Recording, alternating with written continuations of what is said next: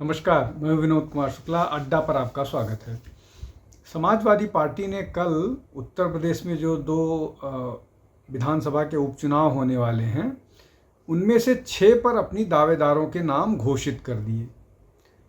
लेकिन आज अखिलेश यादव को उस पर सफाई देनी पड़ी कि नहीं, इंडिया गठबंधन जो है, INDIA गठबंधन जो है वो बरकरार है और विधानसभा के उपचुनाव जो हैं वो अलायंस लड़ेगी, गठबंधन लड़ेगा। बाकी जो 4 सीटें हैं उन पर चर्चा कर लेंगे, उसके बाद चुनाव आगे की तैयारी करेंगे और जो कैंडिडेट्स हैं बाकी बचे हुए उन पर बात करेंगे।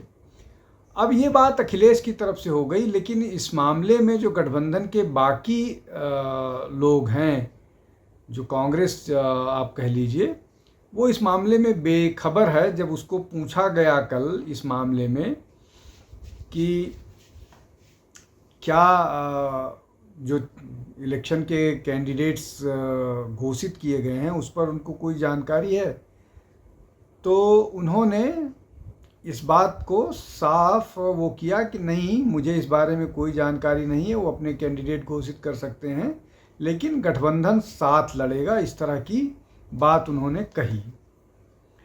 अब ये जो पूरा का पूरा मसला है, जो 10 विधानसभा पे चुनाव होने हैं, जिसमें से 9 विधायक ऐसे हैं जो लोकसभा में इलेक्ट होकर के चले गए हैं। एक सीसामऊ की विधायक जो इरफान सोलंकी हैं, उनको अदालत ने सजा दी है, जिसके कारण वो डिस्क्वालीफाई हो गए हैं। अब इस बात पर चर्चा करना कि समाजवादी पार्टी ने अपने कैंडिडेट्स घोषित कर दिए, ये उनका डेमोक्रेटिक राइट है, उनका हक है, वो घोषित कर सकते हैं।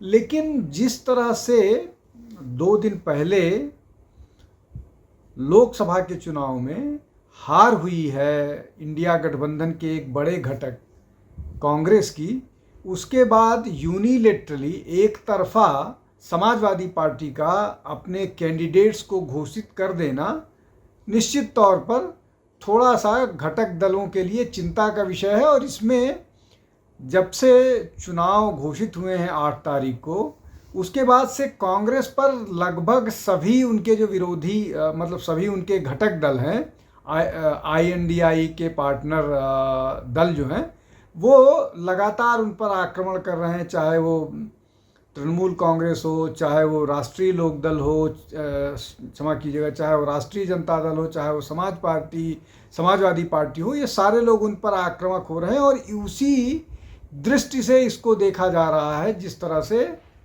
समाजवादी पार्टी ने 6 जगहों पर अपने कैंडिडेट घोषित कर दिए।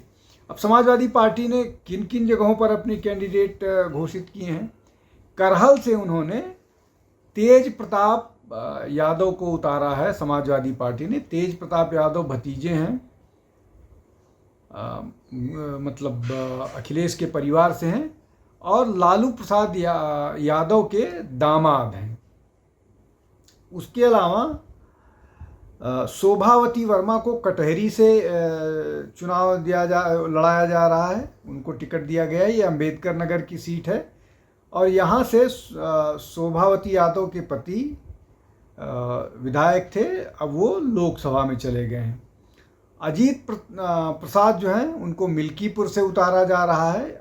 अजीत प्रसाद जो हैं वो अवधेश प्रसाद के सुपुत्र हैं, जो अभी फैज़ाबाद सीट से सांसद चुने गए हैं, मतलब वो मिल्कीपुर से चुनाव लड़े थे। फूलपुर से मुस्तफ़ा सिद्दीकी को उतारा गया है। यहाँ से भारतीय जनता पार्टी के प्रवीण पटेल थे, जो अब फूलपुर लोकसभा से संसद में चले गए हैं। मंझवा सीट से ज्योति बिंद को उतारा गया है। इस सीट पर विनोद कुमार बिंद जो हैं वो विधायक थे, वो अब लोकसभा चले गए हैं, तो उनकी जगह ये सीट खाली हुई है।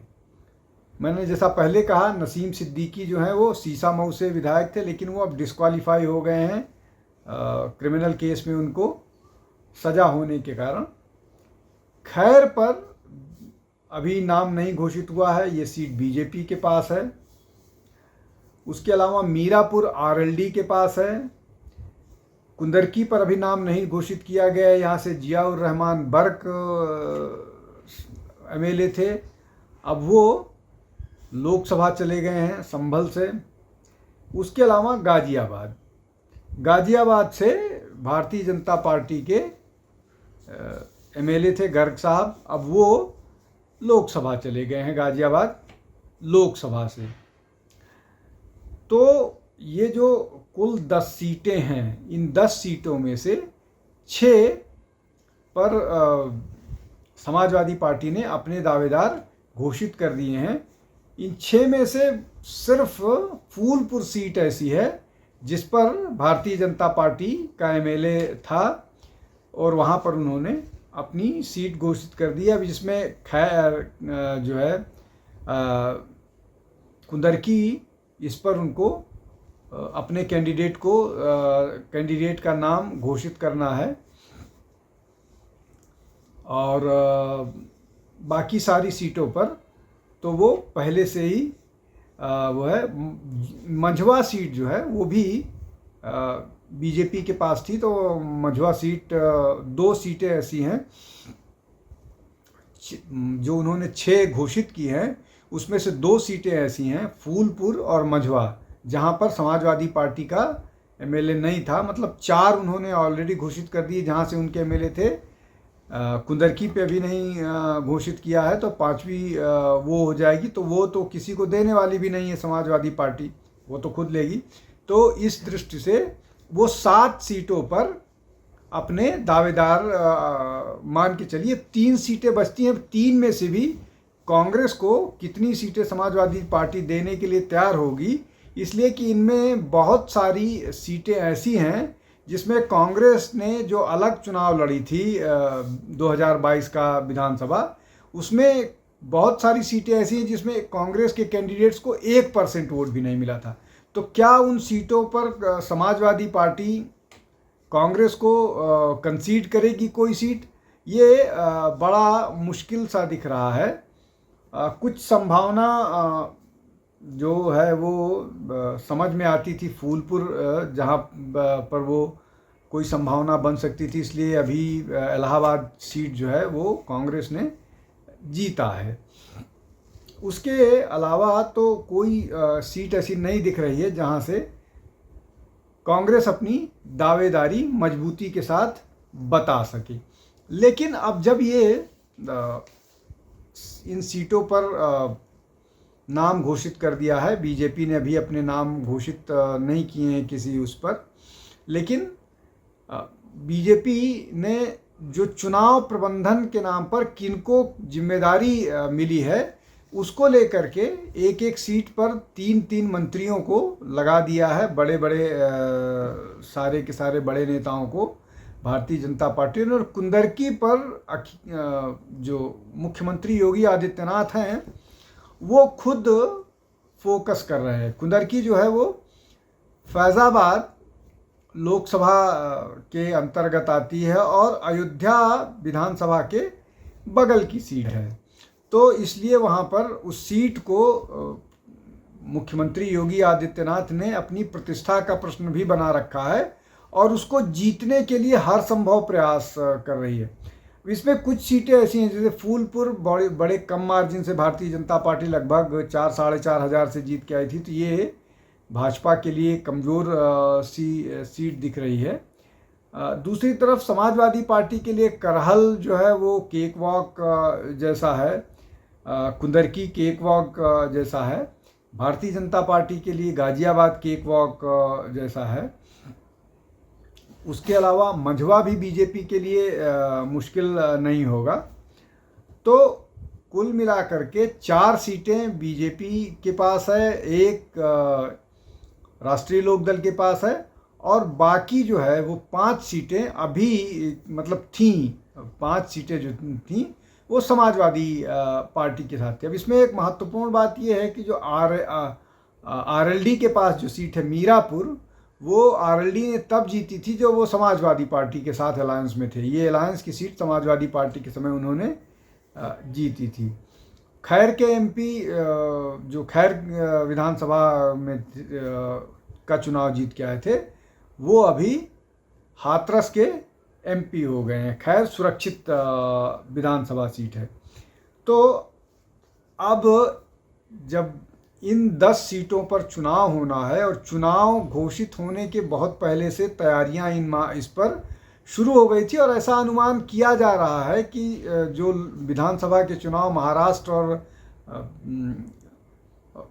झारखंड के घोषित किए जाएंगे, उसी के साथ इनके चुनाव भी कराए जाएंगे। लेकिन जिस तरह का प्रदर्शन भारतीय जनता पार्टी ने हरियाणा में किया है, उसके बाद से विपक्ष में थोड़ा सा भय की स्थिति हो गई है। इसको इस दृष्टि से देखना जरूरी है कि लगभग सभी लोग कांग्रेस पार्टी से लेकर के और जितने भी सोशल मीडिया और यहाँ तक कि सारे लोग जितने भी स्टेक होल्डर्स थे, सबको ये लग रहा था कि हरियाणा का चुनाव भारतीय जनता पार्टी बहुत बुरी तरह से हार रही है। वहाँ पर कांग्रेस जो है वो उसका ऊपर की सीट, मतलब कितनी सीटें जीतेंगी, ये प्रिडिक्ट करना मुश्किल था। लोग तो 60, 65 और 70 तक की बात करते थे, लेकिन कांग्रेस वहाँ बुरी तरह से चुनाव हारी है। और भारतीय जनता पार्टी ने अपना सबसे बेहतर, अब तक का सबसे बेहतर विधानसभा का प्रदर्शन किया है जब उन्होंने 48 सीटें जीती हैं।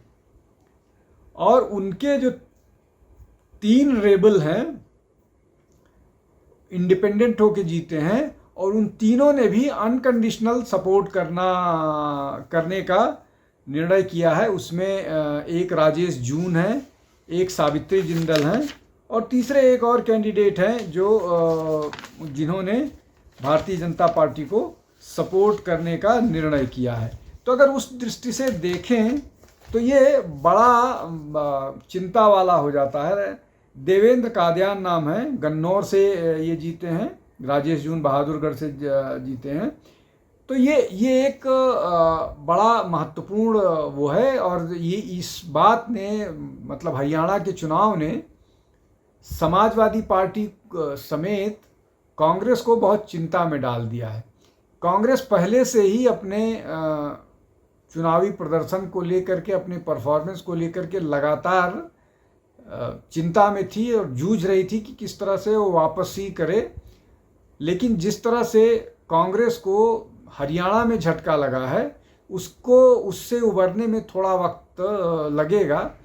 और ये जो समाजवादी पार्टी ने अपने कैंडिडेट्स का नाम घोषित किया है, इसको अर्ली प्रिपरेशंस के नाम पर उसी दृष्टि से देखा जा रहा है कि पहले से तैयारियां शुरू की जाए, जिससे आखिरी समय में इस तरह की मुश्किलों का सामना ना करना पड़े। और लगातार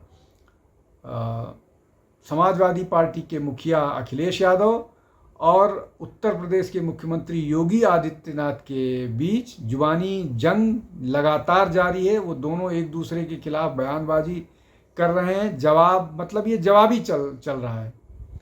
तो जिस तरह से समाजवादी पार्टी ने अपने कैंडिडेट्स के नाम घोषित किए हैं, उसमें बिना संज्ञान में लिए या बिना कॉन्फिडेंस में लिए कांग्रेस को, वो जो एक एकता वाली बात है, उस पर थोड़ा प्रश्न चिन्ह लगाता है। और यही बात है जो मैं यहाँ कहने की कोशिश कर रहा हूँ। और अगर इसका मैसेज जाएगा तो चुनाव के समय किस तरह से एकजुट होकर के INDA ये लड़ पाएगी, ये समझाना, कहना, बताना और समझना मुश्किल होगा। आज के लिए बस इतना ही। आप हमारे साथ जुड़ते रहिए, अड्डा पर आते रहिए। हमारे चैनल को लाइक कीजिए, शेयर कीजिए, सब्सक्राइब कीजिए। बहुत बहुत धन्यवाद। नमस्कार।